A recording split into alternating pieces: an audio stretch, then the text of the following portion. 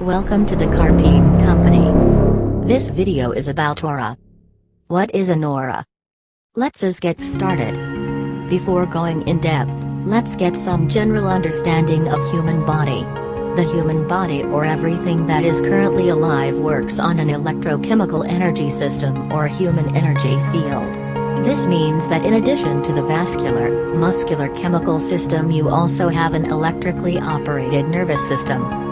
This electrical system is controlled by so-called neurotransmitters. You already know that electroencephalograms, EDOT for example, are used to determine if a brain is functioning properly.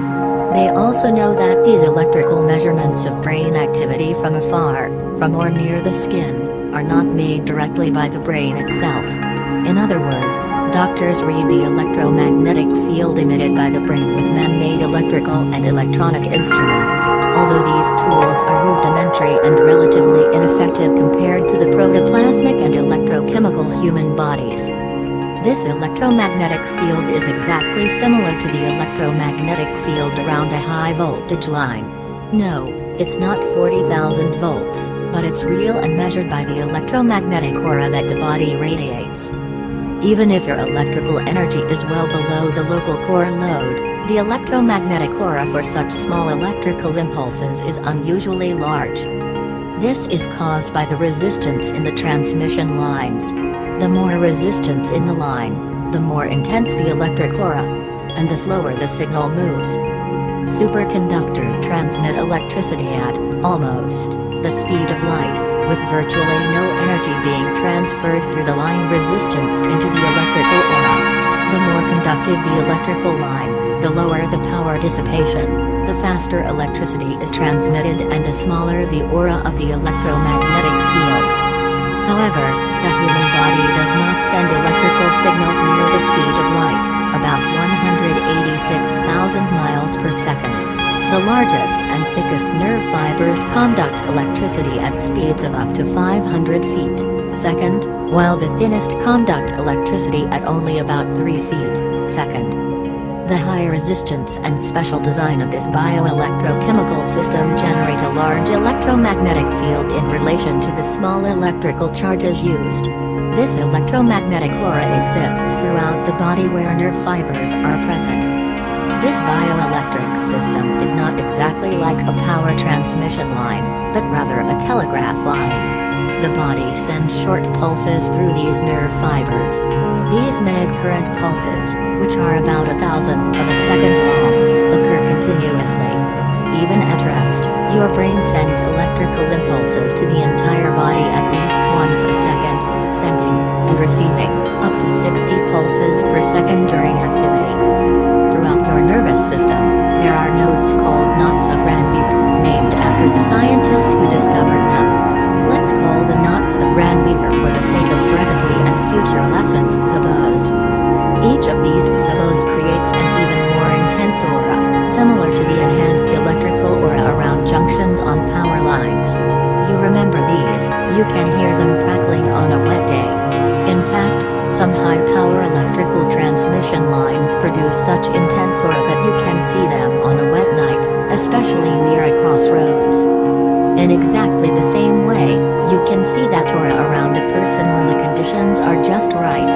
You can measure this aura as well as engineers measure the electromagnetic field of a transmission line. Electrical leads that power a device in your home vary greatly in frequency and strength. At many connections the electricity is changed to high or off, to 240 volts, 120 volts or other voltages for commercial use.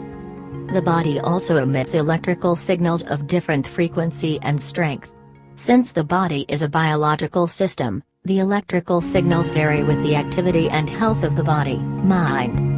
This bioelectric system has several advantages over the electrical metal systems, and some disadvantages. A big advantage is that the biological system can repair itself. Another advantage is that it does not have to be removed to be repaired.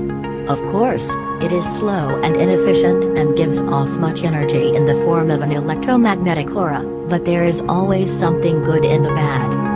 Electricity is transmitted by electrons. Always. In each system, Electricity is transferred from electrons.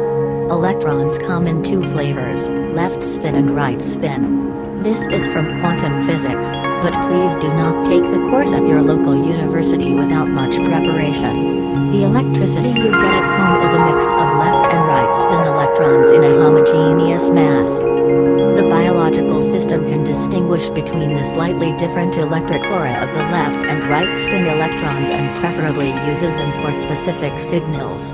This slightly changes the character of the electromagnetic field when the current is mostly rotated left, unlike most right spin. The brain does most body decisions, but not all. Like dinosaurs, we have a kind of brain in our backs, the spine. Since our nervous system is so slow, we have adopted a method for dealing with emergencies where responsiveness is essential. Many reflex actions are performed by groups of neurons in our spine, including walking. These neurons are located in huge zibozet sites in the nerves of the spine. In this way, we can move before we think about the danger we start from. The brain uses special chemicals to generate electricity. The same thing we do to run our batteries for cars, radios, toys, etc. The body uses these chemicals extensively in the brain, anywhere in the spinal column and on every zibo in the body. These chemicals are called neurotransmitters. There are many different types of neurotransmitters.